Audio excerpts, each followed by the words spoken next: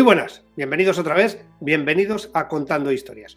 Hoy tenemos la segunda parte para hablar de la masonería. El primer vídeo, como ya ustedes habrán dado cuenta, se viralizó a través de Google y entró muchísima gente a curiosear y otros también a hacer los comentarios pertinentes, por supuesto, basados muchas veces en la ideología. Bien, hay que decir que el invitado del otro día, que es el mismo que viene hoy aquí a volver a hablar, vamos a retomar el orden cronológico que estábamos llevando y vamos a volver a continuar hablando sobre la Segunda República y posteriormente la Guerra Civil. Ese es el objetivo que hoy nos planteamos. Como digo, el invitado es doctor por la Universidad Española de Educación a Distancia, con una tesis doctoral que habla de la historia de la masonería, una tesis doctoral que conlleva, por supuesto, un proceso de investigación de varios años, que conlleva, por supuesto, una hipótesis, que conlleva llegar a unas conclusiones, que conlleva una defensa de la tesis en frente de un tribunal, al menos de 3 profesores o catedráticos de universidad, y que esa defensa ha sido sobresaliente. Luego, no podemos, por supuesto, menospreciar ni un ápice el trabajo de alguien que ha llegado a estas conclusiones. Que además es masón, bueno, pues lógicamente le habrá resultado más fácil tener acceso a cierta documentación, pero la base fundamental de su trabajo descansa sobre documentos que se encontraban en el archivo de la memoria histórica, documentos que se trajeron desde el exilio y donde aparecen relacionados muchos de los personajes que son nuestros protagonistas en la serie Hacia la Guerra Civil. Esa era la razón de que él viniera aquí el otro día, es la razón de que hoy vuelva, y puede ser que hagamos otro vídeo con otra voz diferente para que contrasten lo que nos está diciendo nuestro invitado de hoy. Pero sin duda vamos a volver a disfrutar de José Luis Corral Pérez, que, como saben, es autor de una tesis doctoral que además ha publicado en forma de libro o ha adaptado para que el público pueda leerlo y que se aproveche su investigación no solamente para demostrar que es capaz de realizar un trabajo de esas dimensiones, una tesis doctoral, que no estamos hablando de una redacción para el colegio, y que además pues sean de libre uso, que todo el mundo pueda tener acceso a ellas. Muy bien, pues José Luis, ya ha visto que se ha montado cierto revuelo en el vídeo, por el vídeo anterior, por sus explicaciones.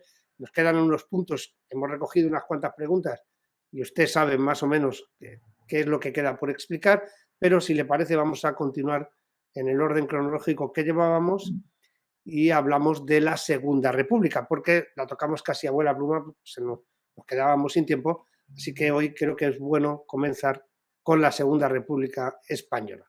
¿Y qué influencia tiene a partir de ese momento la masonería o los masones durante el desarrollo de los 5 años que va a durar la Segunda República? Buenas tardes, Joaquín. De nuevo estamos otra vez hablando de la masonería y de los masones. Es cierto, es muy controvertido el tema. Yo he visto algunos de sus documentales o de sus vídeos y en muchas ocasiones presenta personajes relevantes dentro de la historia o de los momentos históricos que usted trata y hace la apostilla, era masón. Y claro, entiendo que los seguidores de su canal, igual que usted, se quedan, ¿y qué es eso de ser masón, verdad? Entonces, espero que a lo largo de esta entrevista, al tiempo que vamos tratando los temas históricos de su interés, podamos ir desvelando qué es eso de ser masón, qué hacen los masones, tanto dentro de la logia como fuera, teniendo en cuenta lo que hablamos, que lo que hace un masón fuera de la logia no es masonería, es su actuación personal. Ya que vamos a empezar hoy tratando de aspectos relacionados con la Segunda República, va a ser importante conocer qué personajes fueron los políticos que intervinieron en todo el proceso republicano. Usted ya lo ha dicho muy bien, los políticos que eran masones y que estaban actuando en la política republicana estaban centrados en un espectro del campo parlamentario determinado. No estaban en todos los partidos políticos. En todos los partidos políticos que habían desde la derecha, desde la CEDA, hasta los partidos de la izquierda, no en todos habían masones. Entonces estará bien que hagamos esa puntualización, nos signifiquemos con los personajes históricos que sí lo eran y cuál era su campo político de acción. Como usted bien ha dicho y se comentó en el último vídeo, fueron las obediencias masónicas españolas, que eran dos, el Grande Oriente Español y la Gran Logia Española, además del Supremo Consejo del grado 33, que estaba vinculado con el Gran Oriente Español, se pronunciaron públicamente en favor de la República. Y fue así. Sí le dije, y si no lo dije entonces, sí lo digo ahora, dentro de la masonería tiene unas reglas, sobre todo la masonería regular. Si recuerda, hablamos en la vez anterior que hay varias líneas masónicas, una es la regular y otra es la irregular. Esa definición parte desde los que están dentro de la masonería regular, que califican al resto de irregulares. ¿Por qué? Pues porque no siguen las directrices de la fundación. Recuerde que hablamos de las constituciones de Anderson y que no hablamos, pero otro de los puntos que continuaban a los que dijimos la otra vez es que los masones en las logias no deben tratar aspectos políticos ni religiosos. ¿Qué quiere decir? Que en nuestros trabajos en la logia, en las obediencias que nos catalogamos como regulares, ni hablamos de religión ni hablamos de política. Incluso, aunque en la logia haya profesionales de la política o haya religiosos. Lo tenemos prohibido. Pero la religión, al menos la religión católica, no se declaró, vamos a decirlo entre comillas y con pinzas, ¿no? ¿Enemiga de la masonería? O... Sí, la masonería, la Iglesia Católica, fíjese, hablamos de Iglesia Católica. Sí. No hablamos de el cristianismo o de otras líneas cristianas diferentes al catolicismo. También nuestras raíces cristianas parten de la tradición judía. Ya. La religión judía no tiene ningún matiz opuesto o contrario a la masonería, como tampoco lo tienen otras líneas u otras tendencias religiosas. En principio, la oposición a la masonería parte desde la Iglesia Católica. ¿Cuáles son los motivos? Bueno, pues ya parten desde el inicio del siglo XIX.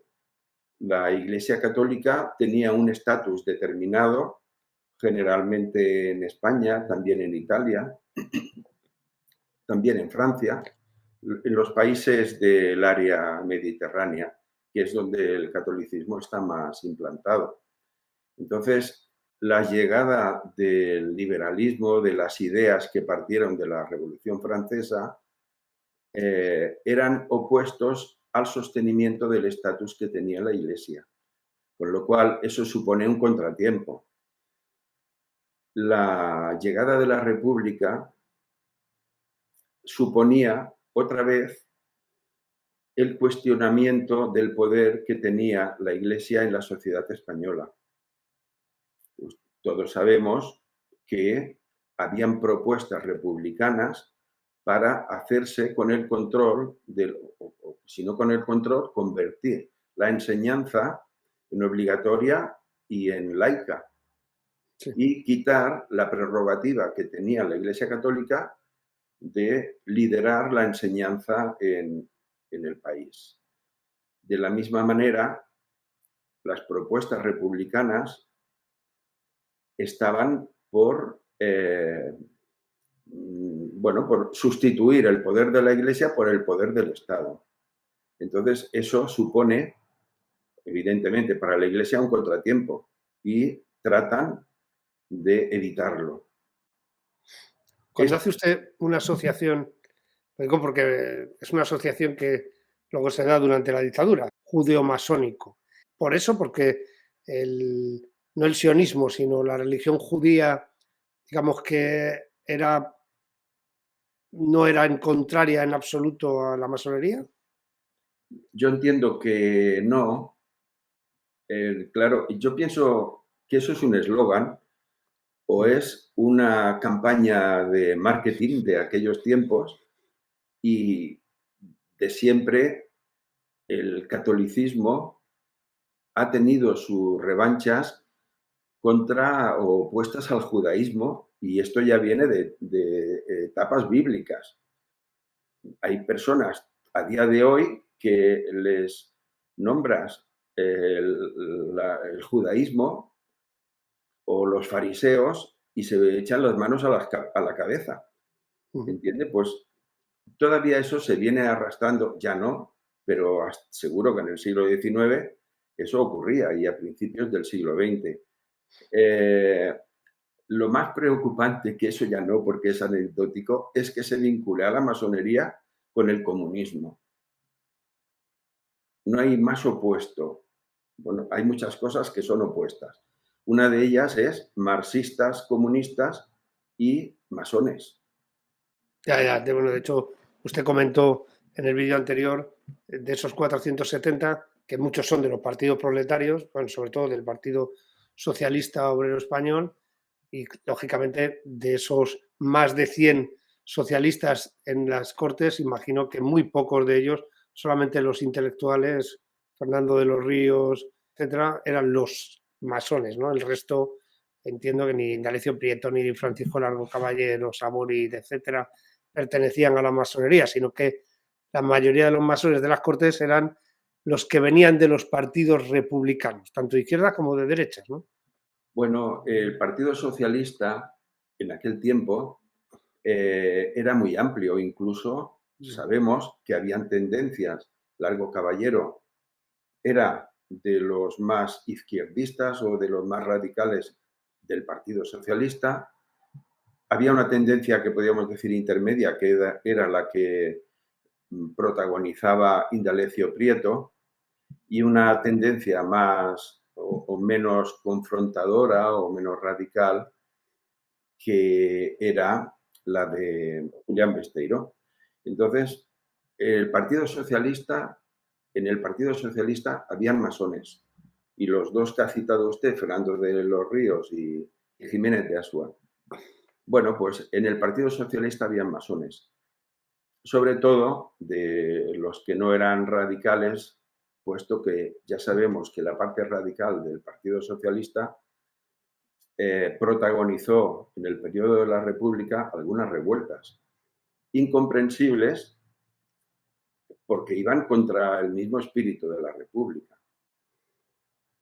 Ya, bueno, claro, pero hay que Seguramente ver. llegaremos. Lo que sí le quiero decir es que los extremos de los partidos republicanos no estaban representados por masones, o al menos hasta donde yo tengo conocimiento.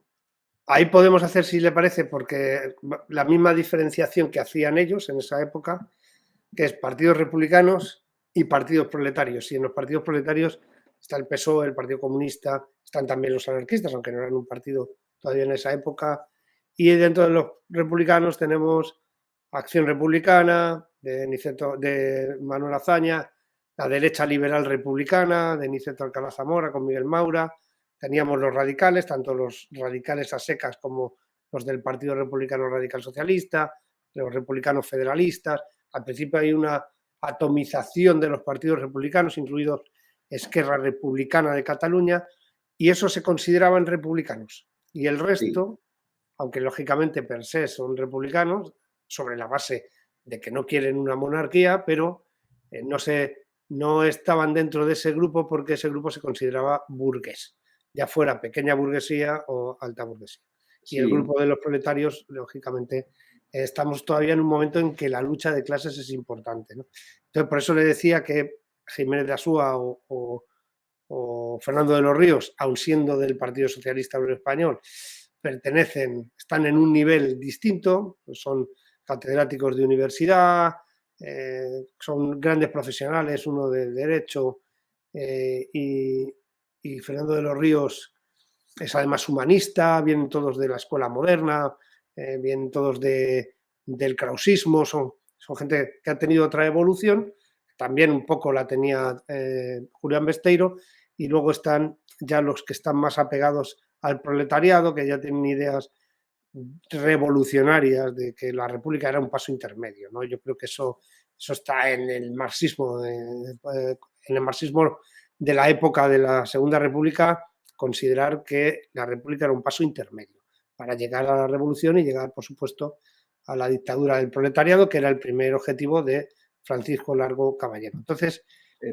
permítame, Joaquín, como ha citado varios de los partidos políticos que estaban representados en la Cámara, sí le puedo añadir, para complementar lo que usted ha dicho, algunos nombres que son conocidos.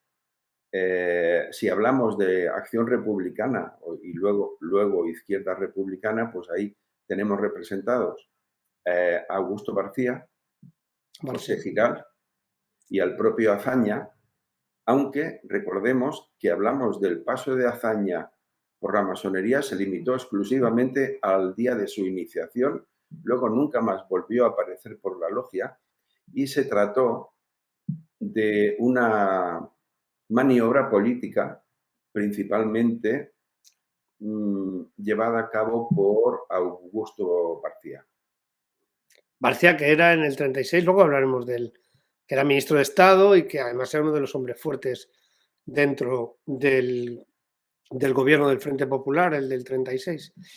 Porque hay que recordar que en el gobierno del Frente Popular del 36 no había socialistas. Todo el gobierno estaba formado por republicanos de izquierdas, pero republicanos. Así es. En el Partido Republicano Radical, Joaquín, los personajes relevantes fueron el propio Lerroux, Rafael Guerra y Samper. Rafael Guerra del Río. Sí, Guerra del Río.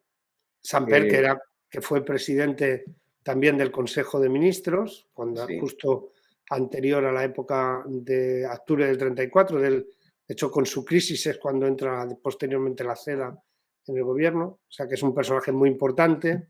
En Unión Republicana, el personaje central era Diego Martínez Barrio. El PSOE ya los hemos citado y nos queda otro partido también relevante como fue el Partido Republicano Radical Socialista. Ahí es donde estaba Marcelino Domingo, donde estaba Sánchez Albornoz y donde estaba también Félix Gordón, una persona que fue relevante también, sobre todo durante el exilio, porque llegó a ser presidente del gobierno. Sí, además ha nombrado usted, claro, aquí hay que hacer una pequeña matización, porque Unión Republicana en realidad surge de la escisión del Partido Republicano Radical, que es Martínez Barrio, que ya hablamos, que también era masón, que se escinde del Partido Republicano Radical y se va a unir con otra escisión del Partido Republicano Radical Socialista, donde estaba efectivamente Gordón, que es el que se escinde, ¿no? Porque los otros pasan a Izquierda Republicana, que son Marcelino Domingo, que no sé si lo hemos nombrado ahora, que también era masón. Marcelino Domingo lo he nombrado yo como integrante del Partido Republicano Radical Socialista. Exacto, exacto. Pues esto se va, esa parte del Partido Republicano Radical Socialista con Albornoz y con Marcelino Domingo se va a integrar dentro de Izquierda Republicana cuando se crea el partido en 1935. Ahí, claro, fíjese, estamos hablando prácticamente de todos y algunos que nos hemos dejado, ¿no? Eduardo Ortega y Gasset, que lo mencionamos también en el vídeo anterior, Partido Republicano Radical Socialista, y una mujer. En concreto, había dos mujeres en las Cortes en octubre, el 1 de octubre de 1931, cuando se debate sobre el voto femenino. Las dos, una pertenecía al Partido Republicano Radical, que era Clara Campoamor, que había estado en el Ateneo, luego me creo que me va a decir usted que era masona, ¿no? Y otra que era la abogada, las dos eran abogadas de hecho, que era la abogada Victoria Kent. Victoria Kent, que pertenecía al Partido Republicano Radical Socialista y que acabó también luego en Izquierda Republicana. Luego, ¿las dos eran masonas? No. No me consta que Victoria Kent lo fuera. Sí, Clara Campoamor. Me consta a mí que al menos negoció con Azaña el Correcto, integrarse en su partido para sí. tirar adelante su propuesta de conseguir el voto femenino en las primeras Cortes Constituyentes. Clara Campoamor, atraída por Lerroux, entró en su partido, en el Partido Republicano Radical. Y efectivamente, las controversias entre ella y Victoria Kent porque la mujer tuviera acceso al derecho a voto, pues son muy conocidas. Y ahí le voy a hacer una pregunta aprovechando esto, porque ya tenemos a Clara Campoamor, tenemos a la primera mujer hasta ahora, de la que ha salido en estos dos vídeos que hemos hecho, que pertenece a la masonería. ¿La masonería femenina, había logias femeninas o eran uno más? Porque bueno, ya mencionó usted que las mujeres solo pueden entrar en la masonería irregular. La masonería regular no admite mujeres. ¿Hoy día tampoco? No, la masonería regular no acepta mujeres. Es por eso que las mujeres en España han constituido una obediencia que es la Gran Logia Femenina de España. Es una obediencia con un número de logias creciente, pero no el suficiente para constituirse en obediencia. Por tanto, la obediencia con la que están vinculadas o apadrinadas es la Gran Logia Femenina de Francia. Ajá. ¿Mm? ¿Y en la época de la República, Clara Campoamor pertenecía a esa logia femenina o todavía no existía? No existía. La Gran Logia Femenina de España es de nueva creación. Ha sido a partir de la legalización de la masonería en España y es nueva. Entonces, lo que habían era mujeres que se iniciaban como masonas en las obediencias o en las logias de obediencias de las que había entonces, que es el Grande Oriente Español y la Gran Logia Española. Como no seguían las constituciones de Anderson, podían constituirse en logias mixtas. Eran obediencias mixtas, en las que en las logias trabajaban tanto hombres como mujeres, cosa que también se da hoy. Hoy cualquier persona que quiere iniciarse como masón tiene la posibilidad de ir a la Gran Logia de España y informarse y presentar su solicitud. Es una masonería exclusivamente masculina y seguimos la línea de la regularidad. Pero luego está la Gran Logia Simbólica Española, que es una obediencia mixta y está en varias ciudades de España, y la Gran Logia Femenina, que es exclusivamente para mujeres.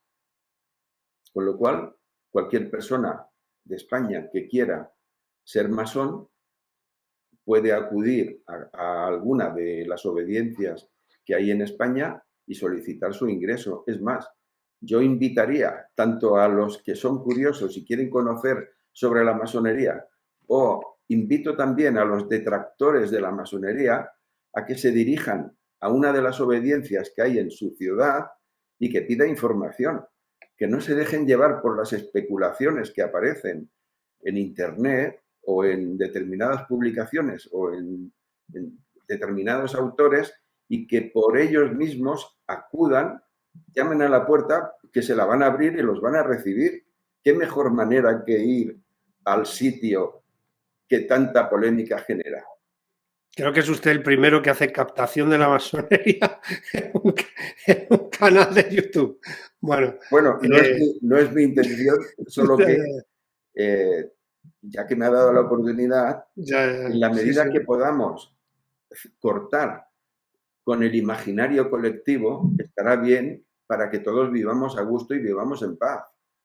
¿Por qué? Porque hay tal confusión en la sociedad que arrastramos de décadas anteriores o de etapas anteriores, que sí que ha habido contaminación entre masonería e intereses políticos, pero aquello ya acabó.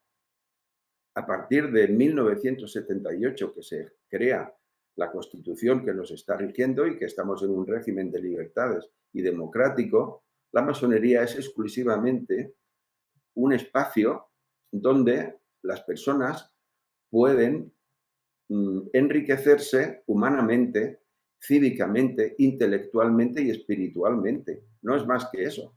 Tenía usted aquí ventana para decirlo y lo ha dicho. Y queda más que registrado, incluida su oferta de que el que quiera que se acerque y que me imagino que no darán ustedes folletos ni nada de eso, ¿no? O sea, ¿No daremos qué?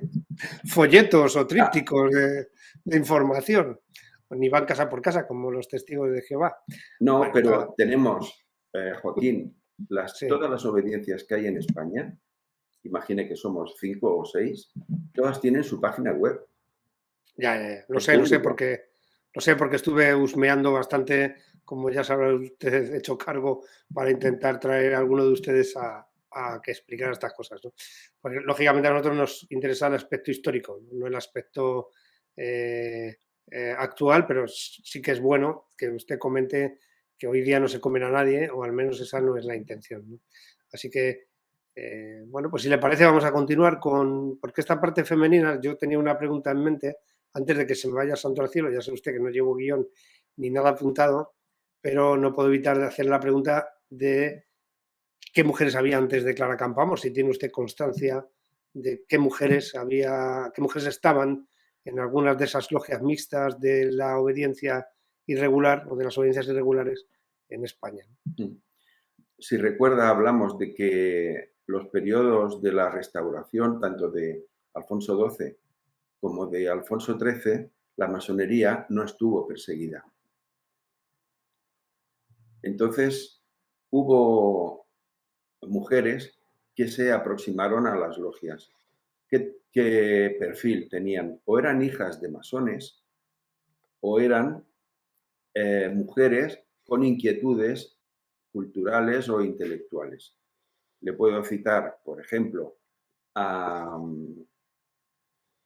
la hija de Clotilde Cerdá, la hija de Cerdá, el urbanista barcelonés. Sí, sí, Clotilde Cerdá era... comandante de milicias de la Milicia Nacional, de no, ingenieros. no lo Es sabía. el que trazó la diagonal, ¿no? El La diagonal, ensanche, perdón, el todo ensanche. el ensanche de Barcelona. Una maravilla urbanística. Sí, sí, fue militar de lo que entonces era la Milicia Nacional y fue comandante de ingenieros, claro. Esa capacidad de trazo le tenía que venir de manu militari. No, Pues estaba bromeando, sí, sí, pero Cerdá, lógicamente, es un personaje muy, muy importante. anecdóticamente, yo no sé si es cierto o no, pero hay voces que lo afirman, que Cerdá era masón y hacen el símil o la comparación de dos avenidas muy conocidas en Barcelona, que es la Diagonal, que usted ha citado, y la Avenida Meridiana. El punto de unión de la Avenida Diagonal con la Avenida Meridiana, que ahora ya está todo urbanizado, es Plaza de las Glorias Catalanas, simula un compás. Ya sabe que el compás o sea, las dos avenidas convergen en la Plaza de las Glorias. Bueno, esa convergencia es la representación de un compás con las puntas hacia el norte, con lo cual pudiera parecer que lo hizo expresamente, que ese diseño lo hizo Cerdá, dado su cariz masónico, pero no hay pruebas. Su hija sí, Clotilde Cerdá fue masona y ella era artista, creo que tocaba el arpa o un instrumento musical y hacía conciertos. Otra protagonista que era masona, Rosario de Acuña. También era una mujer intelectual, escritora. Y Ángeles López de Ayala, igualmente, estaba en la masonería mixta. Era el periodo, pues, el periodo de Alfonso XIII, incluso dentro del directorio de Primo de Rivera.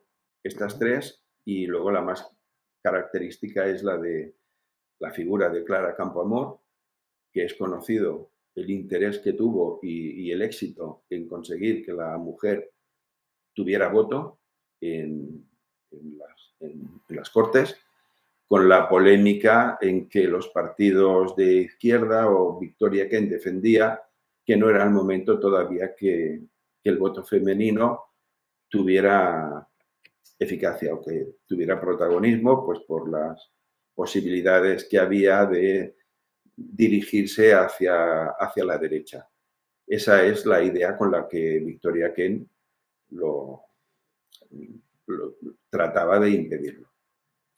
Estamos hablando ya de la época, hemos hablado de las Cortes Constituyentes, de todos esos masones, 170 en total, que usted había enumerado, y bueno, sabe que se va sucediendo los ataques a la Iglesia en un principio, en el mes de mayo, antes incluso de las Cortes Constituyentes, que es un momento muy delicado también. La evolución de la masonería, porque ya nos recordó usted que en las elecciones de 1933, precisamente en las que van a votar las mujeres por primera vez, porque a pesar de que ya podían votar desde que la Constitución se aprueba el 9 de diciembre de 1931, no van a participar en las siguientes elecciones, que son las del Parlamento de Cataluña, ¿no? Las elecciones al Parlamento, que, bueno, Macià dice que no está preparado el censo y las mujeres no votan.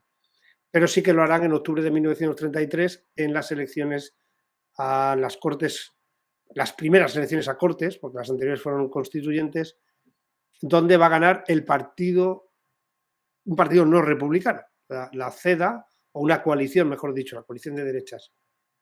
Entiendo que de la coalición de derechas, de la CEDA, donde estaba Acción Española y bueno, pues una amalgama de partidos, el Partido Regionalista Valenciano, etcétera, etcétera, una amalgama de partidos de derechas, sobre todo católicos. No había masones entre ellos, me imagino, en sus filas. No, en los partidos de la derecha, la masonería, a mí no me consta que tuviera representación. No había. Piense que la derecha es opuesta. Si me habla de la CEDA, usted tiene más conocimiento que yo, pero la CEDA no estaba por la República en un principio. Ocurre que luego la aceptan. Claro, participaba de la República porque era el modelo, era el sistema político que había, pero su ideología era opuesta al sistema republicano. Pero se integraron y participaron. Más que opuestos al sistema republicano, porque luego sí que es verdad que lo admiten. De hecho, el Partido Agrario se integra y incluso hacen unas declaraciones que entran dentro del sistema republicano. A lo que de verdad eran opuestos era a toda la legislación referente a la Iglesia Católica, a la ley de congregaciones religiosas, a todo el tema de la enseñanza, a la expulsión de los jesuitas. En fin, todo aquello no lo veían con muy, muy buenos ojos, ¿no? Ese era quizá el punto más crítico para ellos. Pues es así. Entonces está la disyuntiva si la CEDA consiguió la victoria en aquellas elecciones de 1933 a raíz de que las mujeres pudieron votar. Pero si hacemos un repaso de lo que ocurrió entre 1931 y 1933, veremos que se dieron acciones impopulares. La llegada de la República, que suponía una transformación en muchos aspectos sociales, estaba muy bien. Ahora, la forma en la que se aplicó ese cambio y la rapidez con la que se le quiso dar, seguramente hizo que el voto en 1933 cambiara de signo. Recordemos la persecución que hubo contra la Iglesia Católica. Una cosa es sustituir el poder y los privilegios del clero y otra es tratar de anularlos o de aniquilarlos. Eso entiendo yo que tuvo un peso relevante en el momento de las votaciones. Y otra que no hemos traído al caso, pero que se dio, son los incidentes anarquistas, principalmente en Casas Viejas, y lo que los anarquistas esperaban hacer o conseguir. Se anuló por determinadas circunstancias, pero en Casas Viejas no se enteraron y ellos siguieron adelante con la revolución que estaba prevista. Casas Viejas sumó a la oposición contra el gobierno de Azaña. La reacción del gobierno en el momento de anular la sublevación que hubo en Casas Viejas o la revuelta anarquista de Casas Viejas, desde que se dio, que fue a principios de año, hasta que fueron las elecciones en el otoño del 33, si no recuerdo mal, hubo una persecución de los partidos de la derecha y del Partido Republicano Radical contra el presidente Azaña. Seguramente eso es lo que dio o lo que permitió el cambio de voto de la población. Y esa sería la causa por la que la CEDA seguramente ganó las elecciones. Bueno, ganó las elecciones, pero lógicamente no tenía mayoría, o sea, todas eran minorías. Y el presidente de la República, que tenía un poder pues, inusitado prácticamente, decide, porque él era quien decidía al final a quién encargaba formar gobierno. Las decisiones no iban siempre ligadas a una lógica electoral, vamos a decirlo así, ¿no? Pues ofrece formar gobierno porque era el republicano más votado, Alejandro Lerroux, porque era el Partido Republicano con más votos, pero la CEDA, por supuesto, tenía mayorías. Tenía una mayoría simple, ¿no? A partir de 1933, octubre de 1933, se van sucediendo los gobiernos del republicanos al principio. La CEDA no va a formar parte del gobierno, ni siquiera con un solo ministro, no lo hará hasta octubre de 1934. Hay un año donde se van a relevar Martínez Barrio, que va a ser presidente del Consejo de Ministros, también lo será Alejandro Lerroux, lo será Samper, y ya es cuando se produce la decisión del Partido Republicano Radical y Lerroux forma gobierno en octubre del 34 y voy a ir a este punto por la revolución, lo que se llamó la Revolución de Asturias, que fue de per se un golpe de Estado en toda España, pero que solamente triunfó de forma parcial en Asturias, León y Palencia. Había una especie de comités revolucionarios, una alianza revolucionaria que solamente fue efectiva en esa zona, ¿no? Y que es lo que se ha dado en denominar la Revolución de Asturias, que además coincide, porque estaba en el mismo plan, con el golpe de Estado del 6 de octubre de 1934 en Barcelona, el que da el propio gobierno de la Generalitat, con Lluís Companys a la cabeza. Aquí, ¿qué influencia tiene la masonería o los masones? Lluís Companys era masón. Luego entiendo que mucha gente de esta catalá, de Esquerra Republicana de Cataluña, usted mencionó el otro día que prácticamente todos los nacionalistas o gran parte de los nacionalistas estaban en la masonería, ¿no? Entonces, ¿qué influencia cree usted que tuvo en el golpe de Estado del 6 de octubre, porque entiendo que la otra parte, al ser llevada por los partidos proletarios, sería una influencia menor o inexistente. Pero sí, Barcelona tiene una fisonomía distinta, ¿no? Bueno, tiene su particularidad, como también la tuvo Asturias. Y si le parece, también comentaremos los sucesos en Asturias.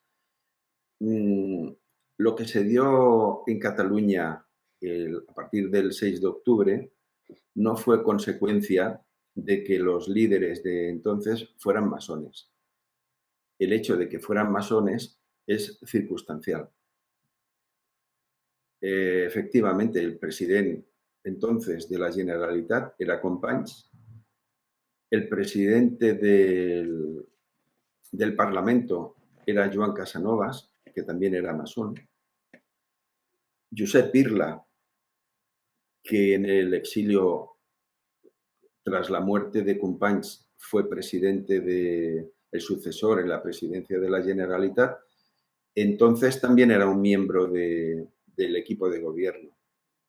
Irla, Josep Irla. Y Aiguader era un personaje político relevante entonces y miembro del equipo de gobierno, como también lo fue Frederic Escofet, Capitán. que si no era militar y que si no estoy confundido, entonces estaba en la Consellería de Orden Público. Era el segundo jefe de los Mossos de Escuadra. Bien, junto pues, con el comandante Pérez Farrás, que Escofet era masón también, ¿no? sí, Frederic, los que le estoy citando, Todos o eran sea, masones. Companys, Casanovas, Irla, Aiguader y Escofet eran masones. Pi Sunyer, ¿no tiene usted constancia Pi de Sunyer que... no me consta, no. No, Y Pérez Farrás tampoco. no. No quiere Porque, decir que no lo fueran, porque habían ya, cientos de masones, pero a los que yo tengo constancia son estos y son los que yo he recogido en mi trabajo. Pero ya le digo, la proclamación de la República de Cataluña en un Estado federal no fue consecuencia de que eran masones, sino que ya era una propuesta política que se estaba gestando pues, desde atrás. Por ejemplo, sí, sí, Macià también lo hizo. sí, sí, bueno, además eso viene, ahí de verdad quienes empujan para eso son los de la parte de Estat Català que estaba dentro de Esquerra Republicana de Cataluña, que era la parte más radical, y era el conseller de Orden Público, que era Josep Dencas, un muchacho médico, y él era el que de verdad apretaba, y de hecho quedan todos muy descontentos porque Companys no declara la independencia. Realmente él habla del Estat català dentro de la República Federal Española, no se Sí, lanza a un Estado independiente, etc. es Y un caso. están muy disconformes con Macià, con Companys, porque, bueno, pues Companys, como usted sabe, no era ni mucho menos independentista y prácticamente ni era nacionalista, ¿no? O sea que esto es algo, él venía del bloque autonomista, era un hombre republicano, autonomista, incluso si me apura podía abogar por el federalismo, pero nunca fue independentista, al menos en este primer proceso, ¿no? Luego ya, lógicamente, con las circunstancias posteriores. Y una pregunta, hablando de presidentes de la Generalitat, ¿y Josep Tarradellas?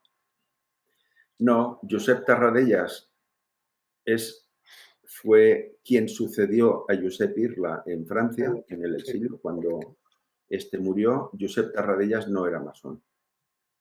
Fíjese, le voy a hacer un comentario aquí a esto, porque yo estaba investigando en todos los papeles desclasificados de la CIA sobre. La CIA La CIA no. Antes incluso de la fundación de la organización, empiezan ya a hacer informes, en el año 1947. Y entonces hay varios informes, que pues, yo los recopilé todos, que hablan sobre Irla, sobre Josep Tarradellas, sobre la organización de la Generalitat en el exilio y de las organizaciones que había dentro de la península a partir de 1947. Y en ningún momento he leído, por parte de la CIA, los informes de la CIA, algunos son muy abundantes, muy generosos en cuanto al texto. Nunca he leído nada de la masonería. Y bueno, es cierto que casi todo habla ya de Josep Tarradellas, porque aun siendo el segundo de Irla fue como un poco un hombre de paja en el exilio, ¿no? Eso es lo que me da a mí a entender lo que he podido leer por parte de los informes de la CIA, que una vez se queda helado de lo precisos que son en cuanto hablan de España. Lógicamente debían de tener muy buenos informadores, ¿no? Y bueno, eran muy vigilantes de toda la oposición a Franco, porque ya empieza a haber estudios a partir del 48 y el 49 para traer a España hacia el bloque occidental. Pero me llama la atención que no hay comentario alguno sobre la masonería, ¿no? Porque, bueno, entiendo que la masonería, claro, a partir de ese momento en España prácticamente desaparece por completo. Bueno, la masonería en España, si me habla del exilio, No, hablo pues, dentro de la península, o sea, dentro de la España franquista, si ah, aunque fuera de forma clandestina, aún sí, existían las logias y demás. bueno, no sé si en algún momento lo trataremos, pero le puedo decir que en el periodo de la República aproximadamente habían en España sobre los 5.000 masones contabilizados, aproximadamente. Nunca superaron los 6.000.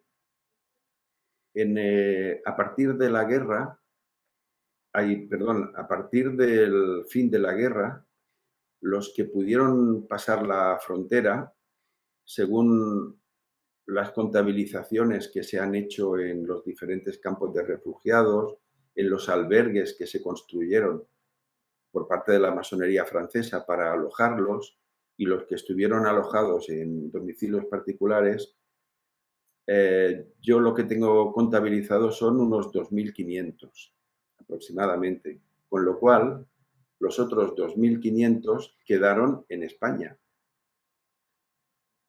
De esos 2.500 que quedaron en España, muchos fueron ejecutados. No le puedo decir cuántos, porque los que constan en el archivo de Salamanca como masones, según autores, pueden estar entre 60.000 y 80.000. Con lo cual, si eran 5.000 en el momento de la República y del golpe, no podían haber crecido a 80.000. Está claro que a muchas de las detenciones que habían eran por acusación de masón, pero luego en realidad no lo eran. Entonces, de esos 2.500, no todos fueron asesinados, no sé cuántos, pero unos cientos seguro que sí. No sé si llegaría al millar o lo superaría, no hay manera de saberlo. Pero otros quedaron de manera clandestina en sus domicilios. La persecución fue tal que fueron deteniendo a muchos de ellos, pero otros no fueron detenidos y pudieron ocultarse. En la medida que pudieron, con el paso de los años, se reunieron para crear logias clandestinas. En Barcelona se conoce que hubo unas 100 y pico detenciones, pero es que en Madrid también quedaron masones en la zona del Levante y en la zona de Andalucía. Recuerde, en Madrid en principio no había problema porque era zona republicana, pero en Andalucía muchas provincias ya habían pasado al bando nacional, con lo cual donde se detectaba que había un masón, pues era como mínimo era detenido y llevado a prisión. Entonces se dan cartas entre masones que quedaron en la península y masones en el exilio. Principalmente los andaluces, su exilio estuvo en el norte de África. Porque, claro, luego hablaremos de eso, ¿no? De la represión contra la masonería, que tenía una legislación específica. Esa es la razón fundamental por la que Clara Campoamor no puede volver a España. Vuelve en momentos puntuales, pero no puede volver porque estaba precisamente acusada por ese tribunal contra la masonería. Bueno, Clara Campoamor, piense que Estaba en el Partido Republicano Radical de Lerroux y era un partido de centro-derecha, no era un partido de izquierdas. No tenía las simpatías de los milicianos Sí. en el momento del golpe de Estado, de la sublevación militar. Por tanto, Clara Campoamor temía por su vida. Sí, sí, ella se va por eso, sí, sí. Exacto. Entonces huye porque o bien por unos o bien por los otros estaba claro que tenía que marchar y ella se fue voluntariamente al exilio. Sí, sí. Además, Eh, su libro sobre la revolución en España es muy, muy interesante. sí. Al respecto antes de empezar con la guerra, porque como siempre nos vamos adelantando acontecimientos, bueno, ya hemos visto cuál pudo ser, no la influencia, porque lógicamente era algo que iba muy movido desde los propios partidos políticos catalanistas, independentistas, ¿no? Hasta la rama independentista, sobre todo dentro de la Esquerra Republicana de Cataluña, pero llegamos a las elecciones de febrero de 1976 y a la victoria del Frente Popular. Y yo sé que usted, que ahí sí que probablemente nos puede dar algo de luz sobre qué papel pudo jugar la masonería o los masones en esas elecciones y sobre todo en lo que va a pasar a posteriori. Claro, el Frente Popular, usted lo ha dicho antes, no era un partido, era una No, no. amalgama de partidos y de intereses que seguramente, conociendo cuál era el sistema de recuento electoral de entonces, era necesario obtener una mayoría, aunque fuera mínima, para que el presidente de la República les encargara formar gobierno. Bueno, pues prácticamente todos los partidos de izquierda estaban representados en el Frente Popular. Yo le puedo decir, Diego Martínez Barrio, por lo que yo conozco de él, no es nada radical, pero formaba parte del Frente Popular. Porque era gran maestre, ¿no? De una de las Claro, logias. claro, le cito a Diego Martínez Barrio, era el gran maestro de la gran logia de España. Y o había sido presidente del Parlamento. Por No, entonces, con el Frente Popular va a ser presidente de las Cortes y el segundo en la mesa de las Cortes es Jiménez de Asúa, que entiendo que está en la misma logia que Martínez Barrio. Jiménez de Asúa, a mí me consta que estaba en el Partido Socialista Obrero Español. Sí. Pero digo, No, me refiero a la logia. a la logia, no lo sé. Porque usted me ha dicho que era masón, pero no saben qué logia Sí, estaba. Uh-huh. sí, estaba en la misma obediencia, en el Ya. Gran Oriente Español. Pero recuerde que dentro de una obediencia pueden Hay haber varias. Sí, decenas de logias. sí, sí. Entonces, estaban en la obediencia, era la suya, el Grande Oriente Español. Ahora, la logia en la que trabajaban, no sé si era la misma o eran diferentes. Eran Y ahora, logias de Madrid, y ahora vemos el gobierno resultante, ¿no? O sea, ya hemos visto exacto. Y quiénes estaban, todos quiénes los que estaban hemos hablado en antes, Joaquín, claro, salvo los del Partido Republicano Radical, estaban en el gobierno del Frente Popular. claro, porque en este gobierno concretamente los más destacados, Manuel Azaña, presidente del Consejo de Ministros, estoy hablando antes todavía de que caiga Niceto Alcalá Zamora, que va a De caer el 8 presidente. de marzo, o sea, prácticamente 3 o 4 semanas después de la victoria del Frente Popular, no llega a 4 semanas, y después ya se quedará como presidente de la República Manuel Azaña, y ahora damos un repaso así, por lo menos a las figuras más importantes del gobierno, a Casares Quiroga. Disculpe, Casares Quiroga, que era gallego. No, no, yo le he dejado el nombre ahí a que usted me los constate como Sí, masones o sí, no. sí. Casares, le quiero decir, como hemos hablado antes de los masones catalanes, pues está bien decir que Casares Quiroga, que era de izquierda republicana, si no recuerdo Sí, claro. mal, era masón, lo mismo que Portela Valladares. Portela Valladares, que estaba en el centro en el partido este de centro que se creó casi para las elecciones.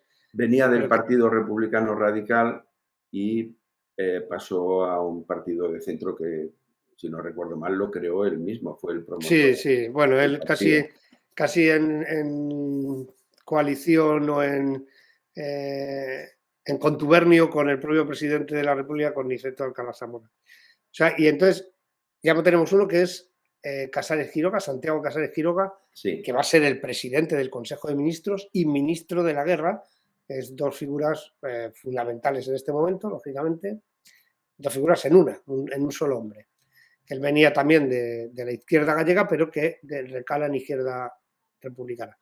Ministro de Estado, con la importancia del ministro de Estado en 1936, con la crisis de Abisinia, con la ocupación de los Sudetes por parte de la Alemania nazi. El ministro de Estado es Augusto Barcia, que usted ha nombrado, que es además el que lleva casi del brazo a Manuel Azaña allí a que luego suelte sus medio chistes del gran jerifante y estas cosas. Sí. O sea, Augusto Barcia, ministro de Estado, también es masón. Luego de los que están alrededor, bueno, ya casi con esos hemos completado, porque luego tenemos a Marcelino Domingo, que está también en este primer, que también es masón. Sí. O sea que prácticamente los ministros más importantes o más característicos de este gobierno del Frente Popular van a estar dentro de la masonería. Y el gobierno, como sabe usted, va a estar acosado tanto por sus propios socios, por los partidos obreros, los partidos proletarios, que se van radicalizando, sobre todo una parte del Partido Socialista Obrero Español, las juventudes socialistas y comunistas que se unen y que también se radicalizan, a cuyo mando en ese momento está Santiago Carrillo. Cuando digo se radicalizan, por supuesto, me estoy refiriendo, dentro de la equidistancia desde el punto de vista político, me estoy refiriendo radicalización porque van viendo que, o van pensando que la República está superada y no quieren esa coalición del Frente Popular con los partidos burgueses. Ellos querían ir más allá. Sin embargo, otra parte del Partido Socialista sí que quería que se mantuviera esa coalición. Y ahora, claro, llegamos al momento en el que empieza la conspiración. Entre los conspiradores hay masones también. Joaquín, entre los conspiradores, a ver, el Frente Popular se caracterizó por integrar a todo el espectro de la izquierda. Y hemos de tener en cuenta, desde mi punto de vista, que en la izquierda habían propuestas incluso de alcanzar el gobierno de una manera violenta. Sí. Recuerde que los anarquistas, los comunistas no estaban por sostener la república que consideraban que estaba agotada, usted lo ha dicho. En cambio, había otra parte de partidos del Frente Popular que no apostaban por una revuelta que llevara a caer, a tumbar la república. Habían incluso hecho alguna intentona. Las revoluciones de las que hemos ido hablando, por ejemplo la de Asturias, fue un primer paso para tumbar o para dar por finalizada la república. Yo la verdad, los masones, como hemos citado, estaban en todo el espectro político de la izquierda y republicanos. ¿Qué ocurría? Que los partidos republicanos no tenían la capacidad de contener a los violentos o a los partidos que estaban por tumbar la república. Con lo cual, cuando le digo conspiradores me refiero, empieza la conspiración. Cuando digo la conspiración me refiero al planeamiento que hay de una parte del ejército.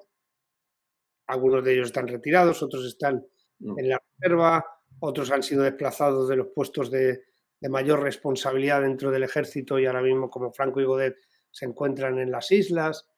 Pero claro, ahí le hablo de memoria, ya me confirmará usted, dentro de los que están conspirando hay republicanos de postín. Gonzalo Queipo de Llano, que no sé si llegó a ser masón. Queipo de Llano no fue masón. Miguel Cabanellas. No consta como masón. Cabanellas sí lo era.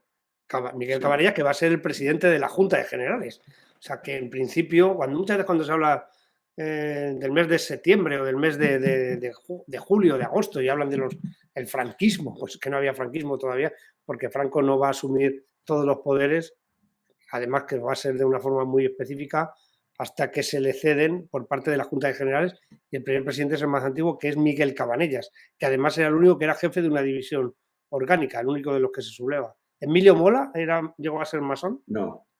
O sea, el único general que le consta a usted es Miguel Cabanellas. Sí, ni Mola, ni Sanjurjo, ni Quindelán, todos los integrantes de la Junta Militar que usted ha citado, que se constituye a partir de la sublevación, el único masón era Cabanellas. Miguel Cabanellas, era un republicano al 100%, como López de Ochoa también lo era. ¿Qué ocurre? Que para López de Ochoa estaba anulado porque estaba hospitalizado, con lo cual sí, no se sabe por qué bando hubiera optado o por cuál habría tomado partido. En cambio, Cabanellas sí que participó del golpe de Estado. ¿En qué momento decidió dejar de su idea republicana y traspasó a la ideología a la idea de una sublevación militar? Sí se sabe que él estaba descontento por la deriva que venía tomando la República, principalmente, ya no desde 1934, pero sí a raíz de la victoria del Frente Popular y la reacción que hubo en la calle por los miembros de los partidos anarquistas y de la CNT y de una parte del Partido Socialista, de la parte más radical representada por Largo Caballero. ¿En qué momento dio el cambio Miguel Cabanellas? No lo sé, pero en el momento de la sublevación en Zaragoza, él se unió, la división de la que él formaba, era el director, se unió a los sublevados. Bueno, tenemos constancia de una reunión con Mola ya el 7 de junio, o sea que más de un mes antes ya estaba, seguramente en mayo ya estaba, además fue a través de Gonzalo Queipo de Llano. Y de hecho hay otro general en Barcelona, que no es Godet, y ahora mismo no recuerdo el nombre de memoria, que era el general que mandaba la brigada de caballería, que es también republicano, muy amigo de ellos dos, tanto de Cabanellas como de Queipo, y les escribe a ellos dos, sobre todo a Cabanellas, para pedirle que cuide de su familia y tal, cuando está en el Uruguay a punto de ser fusilado, que es fusilado junto a Godet. No recuerdo ahora el nombre de memoria. Mire que me sé todos los nombres de los generales, pero este no, ahora mismo se me ha ido el santo al cielo. Era el general de caballería que va a ser fusilado junto a Godet. Y bueno, pues entonces, durante la Guerra Civil, lógicamente, prácticamente toda la masonería, al menos los masones más influyentes, quedan en el bando republicano, en el bando que defiende el gobierno del Frente Popular, porque en el otro bando también hay, al menos de inicio, bastantes republicanos. Y, claro, entiendo que las logias siguen reuniéndose y siguen haciendo su gestión masónica hasta que acaba la guerra, ¿no? Depende. Está claro, los masones que quedaron en Madrid, en la zona centro, quedaron en la zona republicana. En Cataluña, igual. En el norte, en principio, también. En Andalucía hubo una parte que quedó, yo creo que al principio la mayor parte de Andalucía quedó en el bando de la República y sí, poco a poco, creo que empezó por Sevilla seguramente. Sevilla y Granada. Queipo de Llano, que era el quien dirigía el gobierno militar allí, consiguió hacerse con el mando en Sevilla, en Granada, y poco a poco fue acaparando el territorio. Bueno, los masones que quedaron en la zona de la República, el final de ellos fue, conforme las tropas nacionales, las llamadas nacionales, iban avanzando, pues se desplazaban a la zona segura, que para ellos era Cataluña y el Levante. En Cataluña se sabe que hubo un paso previo del gobierno por Valencia, pero al final Negrín y Azaña acabaron en Barcelona. Ahí fue a parar el gobierno de la República y también fue a parar a Barcelona la cúpula de la masonería. Ángel Rizo era el gran maestro, ya no lo era Diego Martínez Barrio. Ángel Rizo era un militar, era un almirante de la Marina de Guerra, había sido marino mercante y luego pasó a la Marina de Guerra, a la Armada, y alcanzó el grado de almirante. Él, Ángel Rizo, era el gran maestro entonces del Grande Oriente español. Todos se desplazaron a Barcelona. Creo que fue en el año 37, a mitad del 37 seguramente, es cuando ellos llegaron, al poco de haber llegado el gobierno de la República. Y ahí se instalaron y tenían un centro de reunión en Barcelona, en el centro, cerca de la Plaza de Cataluña. Tenían un local, una oficina donde ellos se reunían, tanto los dirigentes del Grande Oriente Español como de la Gran Logia Española y del Supremo Consejo. Incluso los espías de Franco en Barcelona, que durante la guerra estaban allí, tenían detectados a quiénes eran los masones a los dirigentes masones que se estaban reuniendo en el centro que ellos tenían para el efecto. Incluso tienen anotados los nombres de las personas que se reunían allí y a qué hora llegaban, que era a las 4 de la tarde y se reunían hasta las 8 o las 9. ¿Qué ocurrió con los masones que cayeron o que quedaron en el bando de los sublevados? Pues si la sublevación fue el 18, el 19 o el 20 ya estaban siendo detenidos. Por entonces, en los dos bandos, la historia lo ha tratado y lo ha publicado y es conocido, hubo detenciones, se dieron detenciones por los milicianos.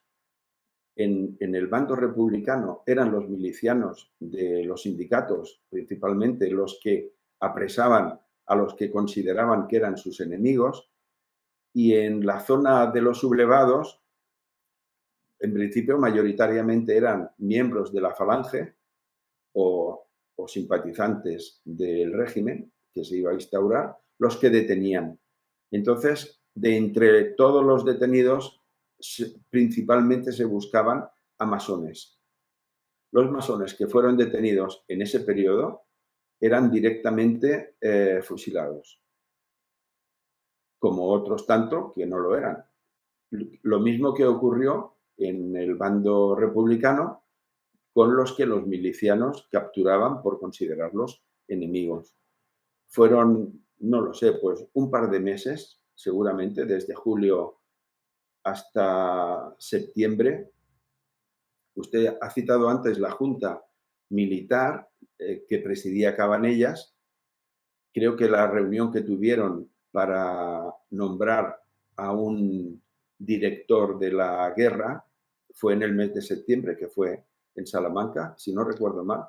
Fue en creo que es el nombramiento, creo que es del 1 de octubre, del 1 de octubre, creo que es. Pues hasta que el ejército no tomó el mando, al menos durante 2 meses, julio, agosto y posiblemente los primeros días de septiembre, el poder lo estaban ostentando los falangistas, con lo cual eran apresados y en muchos de los casos eran fusilados o asesinados. Y se dieron los primeros bandos contra la masonería y contra los masones. El primero de ellos, si no recuerdo mal, fue a mitad de agosto, entre mitad y final de agosto, por el general Ángel Dola o Ángel Doya, que era quien dirigía las tropas en Canarias. Él publicó el primer edicto contra la masonería. Bueno, fueron 2 meses de una violencia extrema en las calles. Cuando ya el ejército tomó el mando, las detenciones se daban, pero entonces tenían que pasar por un tribunal militar. Ya no se daba en la calle por civiles, sino que pasaban a los tribunales militares, que eran los que habían tomado, o los que tenían capacidad de enjuiciar. Tampoco era garantía de nada, porque los juicios eran sumarísimos, claro, y se podía condenar a alguien por masón y, si no el mismo día, al día siguiente, ser fusilado o ser condenado a 30 años de prisión. Sí. Esa es la circunstancia que vivieron los masones en el bando nacional o de los sublevados. En el bando de los republicanos eso no se dio, pero donde los milicianos tenían poder para enjuiciar en juicios populares, pues cayeron masones. Por ejemplo, en Madrid es sabido la actuación de los milicianos, también en julio, en agosto y algún mes más. López de Ochoa, que lo hemos citado varias veces, era masón, estaba ingresado en el hospital militar y fueron a buscarlo a él, precisamente en venganza de lo que consideraban que había ocurrido en Asturias y que había sido consecuencia de la actuación de López de Ochoa, que era quien mandaba las tropas del gobierno de la República para detener la revuelta del 4 de octubre. Los milicianos entraron en el hospital y capturaron a López de Ochoa junto con otros más, y allí mismo en el patio creo que fue donde lo... Sí, una tapia cercana que había. Lo fusilaron y lo decapitaron. Fue una cosa un tanto grotesca. Otro masón, Joaquín Melquíades Álvarez, era masón, estaba detenido por ser de derechas, no por otra cosa. Fue considerado como alguien favorable a los sublevados y también fue capturado en la prisión y allí fue asesinado. Ya no por ser masón, sino por ser un intelectual o una persona influyente que podía ser un opuesto o alguien favorable a los sublevados. Bueno, Melquíades Álvarez, el pobre, Azaña había militado en su partido y Just Companys también, en el Partido Reformista, en la época de la Restauración, ¿no? Y bueno, a él quizás le condenó para los milicianos aquello de haber participado en los gobiernos de Lerroux, pero Melquíades Álvarez era de todo menos un no republicano. Lo más particular, Joaquín, se dio en Cataluña. Los fusilamientos que yo le hablo por los falangistas se dieron en la zona que dominaron los sublevados. En la zona de los republicanos no se dieron por ser masones, sino por la ideología que podían tener. Sí. En Barcelona, en Cataluña, principalmente en Barcelona, era una zona de seguridad para los masones. Ahora bien, las calles de Barcelona también fueron tomadas por los partidos anarquistas, por la CNT, ya no tanto la UGT, porque en Cataluña eran los partidos anarquistas los que controlaron las calles, y el Partido Comunista, el PSUC, en Cataluña. Para ellos los masones eran burgueses, eran personas que no eran aceptadas por ellos y eran sospechosos.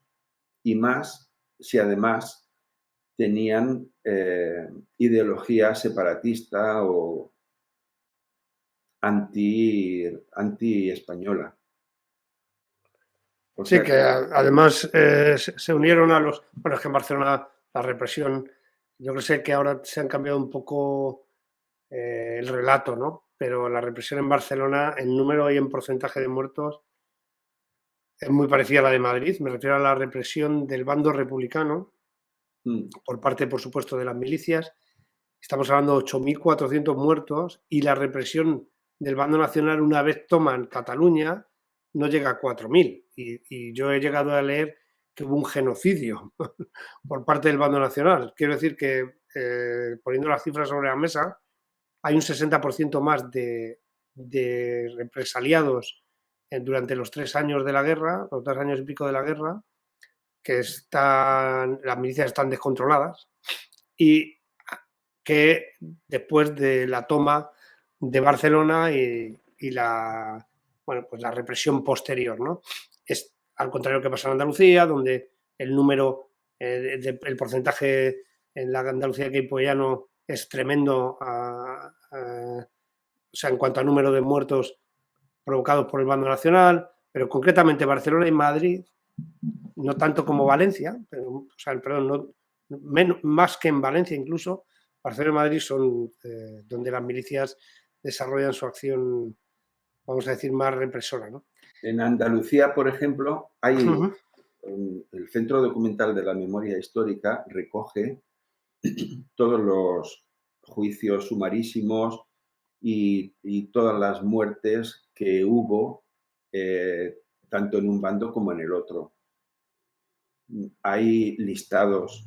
Yo en mi tesis recojo algunos de ellos. En el libro creo que también algunos, pero no es el caso de reproducirlos, pero el archivo de Salamanca es público. No solamente pueden ir los investigadores, cualquier persona que tenga interés en conocer puede ir al archivo y la misma documentación con la que he trabajado yo, cualquiera la puede ver, la puede repasar. Solamente tiene que ir allí al archivo, solicitarlo y se la pueden facilitar. Pero los listados de masones muertos impresionan.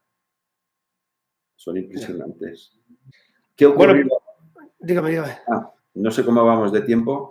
No, le iba a decir que hemos tocado la República, hemos tocado la Guerra Civil, estamos ya en el fin de la Guerra Civil, y le iba a plantear, porque llevamos ya casi 1 hora y media, hablar esos 5 minutos de explicaciones que quedaban pendientes y que usted a través de los comentarios ha deducido, bueno, pues que debería ampliar, ¿no? Al menos en algún concepto específico. Bueno, si le parece y podemos tomar unos 5 minutos, le traigo a la memoria la explicación que di o la separación que hice al principio entre masonería, la masonería y los masones, pero es que de la misma manera eso es extrapolable a cualquier grupo y de cualquier índole. Por ejemplo, si hablamos de la política, una cosa es la política, otra son los partidos políticos y otra cosa son los políticos. Por traer algo con lo que estamos familiarizados. Lo mismo ocurre con la religión. Una cosa es el aspecto religioso que puede acompañar a cualquier persona, otra cosa son las instituciones religiosas y otra cosa son las personas que forman parte de las instituciones religiosas. Esto mismo puede ocurrir en el fútbol. Una cosa es el fútbol como deporte, otras son las instituciones que gestionan el fútbol y otra cosa son los socios de los equipos. Pues lo mismo ocurre con la masonería. Todo esto se lo digo porque estamos viendo que masones intervinieron en política en diferentes periodos de la historia de España. En la guerra, en la Segunda República, en los periodos, como vimos el otro día, desde la llegada de los franceses hasta la Revolución de 1868, incluso, y es conocido por todo el mundo, o es algo de lo que se habla con frecuencia, y es de la intervención de la masonería o de masones en el proceso, en los procesos independentistas de las provincias o de los virreinados de ultramar. ¿Qué quiero decirle con esto, Joaquín? Que es muy difícil determinar si los libertadores americanos de las provincias españolas en aquel territorio eran masones o no. ¿Por qué? Porque ser masón implica una serie de obligaciones y de secuencia de vida. Es cierto que Miranda, que O'Higgins, que Antonio José de Sucre, cualquiera de los próceres independentistas españoles, todos pasaron por logias de algún tipo aquí en España. Todos estos eran militares que vinieron a participar en alguna de las guerras en las que España estaba, o bien fuera contra los franceses, o incluso antes, en el norte de África, habían habido diferentes guerras y habían venido militares españoles residentes en las provincias de ultramar, habían venido a participar de esas acciones. ¿Qué ocurrió? Mientras las tropas españolas luchaban contra las tropas de Napoleón, muchos de los generales que mandaban aquellas tropas eran ingleses, ¿verdad? Uh-huh. Los españoles o Inglaterra estaba aliada con España para impedir que Napoleón se apoderara de España. Pero es que en la guerra de independencia de los Estados Unidos,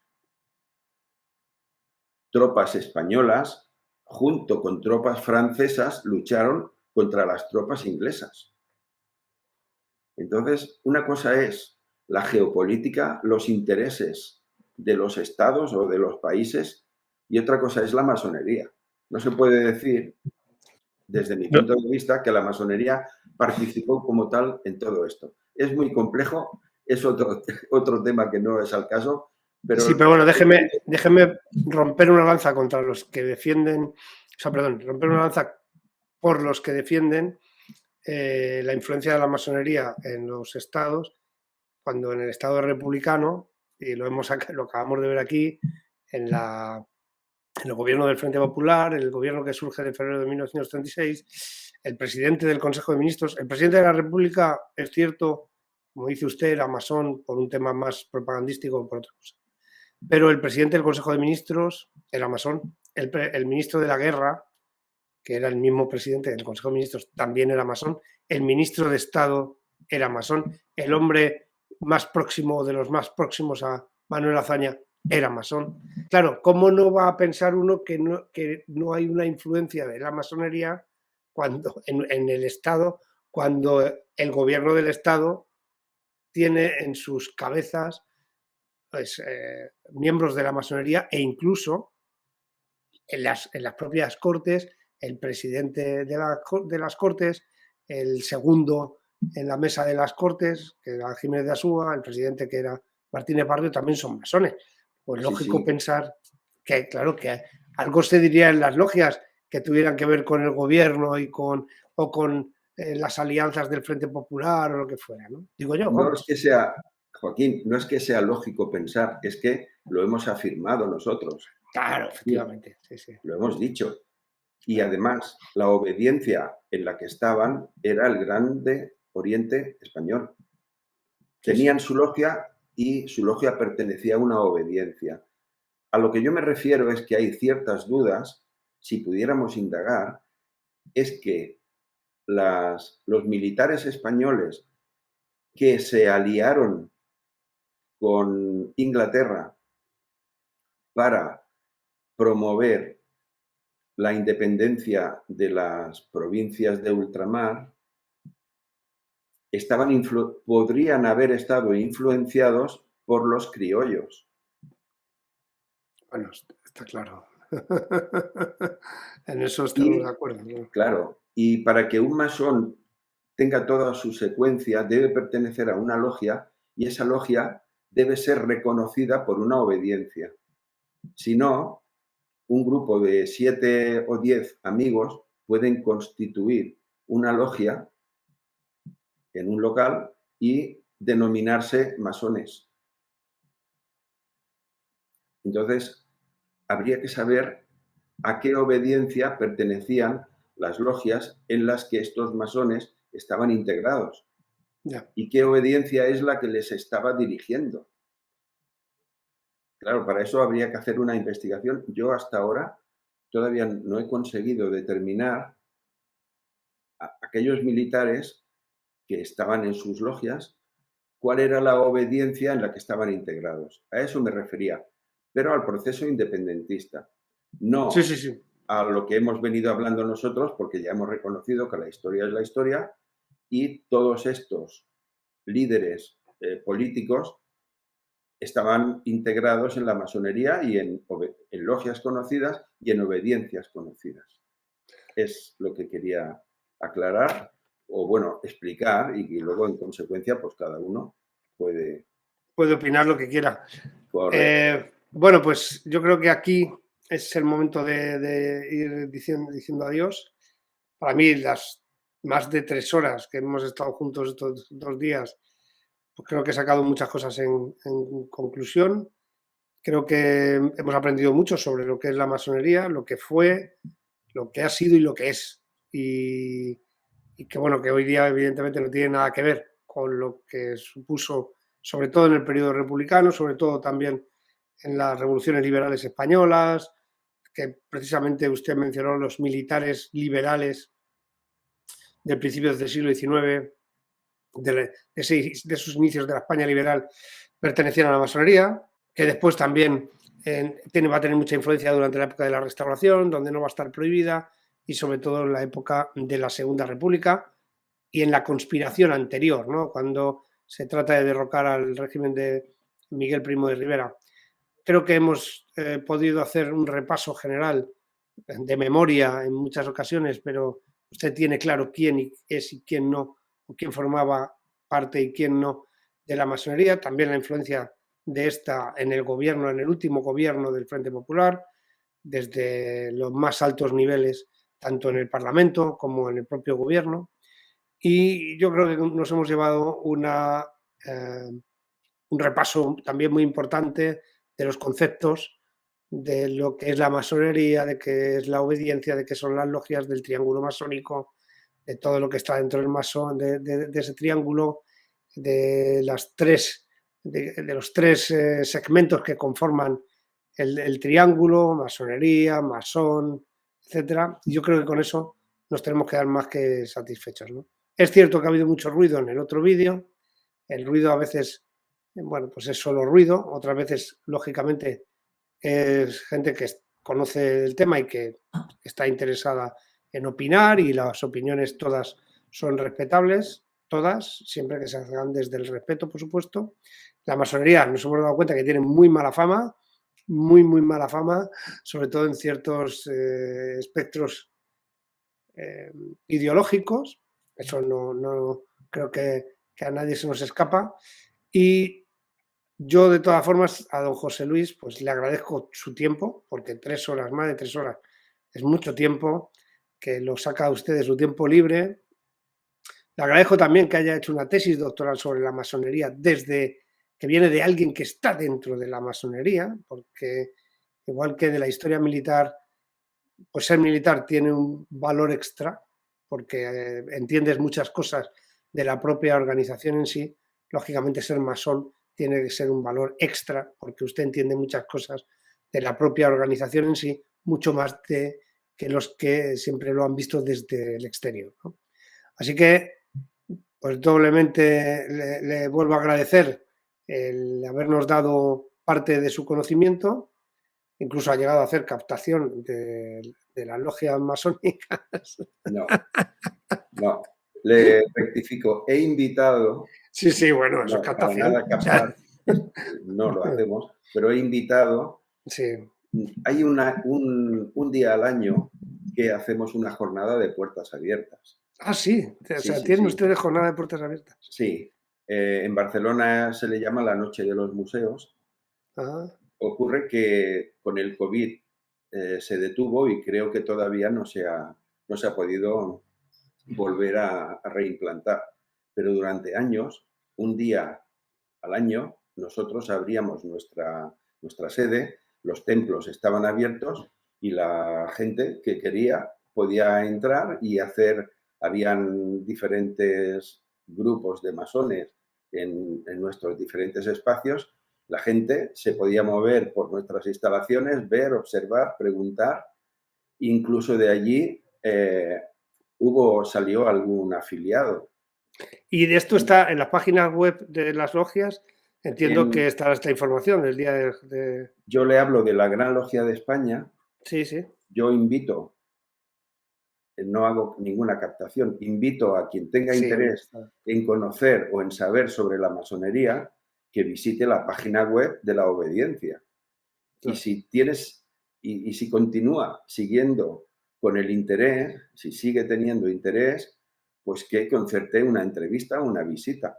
Hay, hay teléfonos, hay dirección de correo electrónico, cualquiera puede venir y visitar la sede en Madrid. Una última pregunta. Y si alguien quiere entrar en la masonería y hacer las tres entrevistas con los tres masones para ver si es apto para el ingreso, ¿hay algún requisito? Quiero decir, ¿piden ustedes tener cierto nivel de estudio o cierta repercusión social o cierto poderío económico? ¿Hay algún requisito que más o menos acote a quién puede ser masón y a quién no? No, no lo hay. Le recuerdo que le dije que debe ser una persona libre Sí, sí, y expliqué qué es para nosotros una persona libre y es sí. que no tenga impedimentos que le permitan cumplir con su compromiso de ser masón. Y el otro es que Cierto. sea de buenas costumbres antiguas, quiere decir ahora que sea una persona pues, que tiene un trabajo, que tiene relaciones sociales y que está integrado en la sociedad. Esos son los dos requisitos. ¿Qué ocurre? Que en cada ciudad hay un número determinado de logias. En Barcelona, por ejemplo, pues pueden haber 20 y tantas logias o 30. Claro, la persona que recibe a ese ciudadano que se interesa por la masonería necesita saber cuál es su perfil para recomendarle que entre en una logia que se adapte a sus particularidades, ¿verdad? Imagine que hay una logia que todos son médicos y esta Claro. persona pues es un ingeniero industrial o una persona que todos son pintores, decoradores y esta persona es un abogado. Pues igual puede haber incompatibilidades, pero adecuadas por un determinado perfil. Entonces, el que hace la entrevista necesita saber dónde esa persona se sentiría cómodo, qué días a la semana tiene disponibles, cuáles son sus horarios. O sea, hay unas particularidades que al que le hace la primera entrevista le interesa conocer para dirigirlo a una logia determinada. Y es en exclusiva esa logia la que le hace las tres entrevistas. Y ellos pueden considerar que habrían incompatibilidades en esa logia y que recomiendan a otra que le sería mejor tanto a él como a los otros a los miembros de la otra logia. Es un encaje en función de intereses, pero cualquiera con interés y que reúna esos dos básicos requisitos es admitido. Bueno, yo creo que ha quedado bien contestada la pregunta, desde luego. Al menos lo que decía es quien tenga la inquietud puede ir y hacer una consulta o preguntar para conocer. Y no es captación, sino solamente evitar o romper con el imaginario que hay acerca de la masonería. Visitar la página web y, si es posible, solicitar una entrevista. Pues queda dicho, y ya saben ustedes, pueden visitar la página web, pueden ir a las jornadas de puertas abiertas, visitar los templos y, bueno, pues, y desmitificar a los masones, ¿no? De hecho, ya hemos empezado a desmitificarlo porque tenemos uno aquí con nosotros, José Luis Corral Pérez, doctor, ya con una tesis doctoral basada en la masonería en el exilio, la historia de la masonería en el exilio, la documentación de la masonería en el exilio, y a través de ella pues hemos podido hablar de la época que tratamos nuevamente en este canal, que tiene mucho que ver con la restauración, la guerra civil, perdón, la república y la guerra civil, ¿no? Pues muchas gracias, José Luis. Gracias de corazón, gracias por su tiempo, gracias por sus conocimientos y bueno, pues esperemos que nos veamos en el siguiente. Bien, de todas maneras les recuerdo, Joaquín, que todavía de mi tesis no hemos hablado porque mi tesis está basada en el exilio. Lo sé. La idea que tenían los masones con respecto al franquismo y qué acciones tenían que hacer, ¿no? Y todo lo que hemos hablado en estas dos sesiones es el contexto que nos introduce en la tesis doctoral. O sea que, bueno, pues, podemos hablar de la tesis doctoral de los masones en el exilio. Bueno. Porque déjeme que le dé una vuelta para ver cómo lo podemos casar, pero bueno, que está seguro que vendrá usted otra vez, si es que quiere usted venir, por supuesto, que esto aquí no obligamos a hablar, de todo lo contrario. Y podemos hablar de la masonería en el exilio, que yo creo que también es muy importante. Bueno, pues los protagonistas en el exilio, una parte del exilio, fueron personajes que hemos ido citando claro. En estas dos sesiones. Claro. Muy bien. Que me imagino que también ahí aprovecharían, bueno, pues para tratar de dar ese impulso en el mundo internacional, en todo lo que estaba pasando, para recibir apoyo internacional de las potencias, sobre todo después de la Segunda Guerra Mundial, y poder volver a recuperar a la República, que al final, pues como todos sabemos, no sucedió, ¿no? Pues nada, muchas gracias. Y nada, a ustedes ya saben, denle al pulgar para arriba si consideran que el vídeo es interesante. Muchas gracias por ver los vídeos, gracias por estar ahí, gracias por darle al me gusta y nos vemos en el siguiente. Gracias.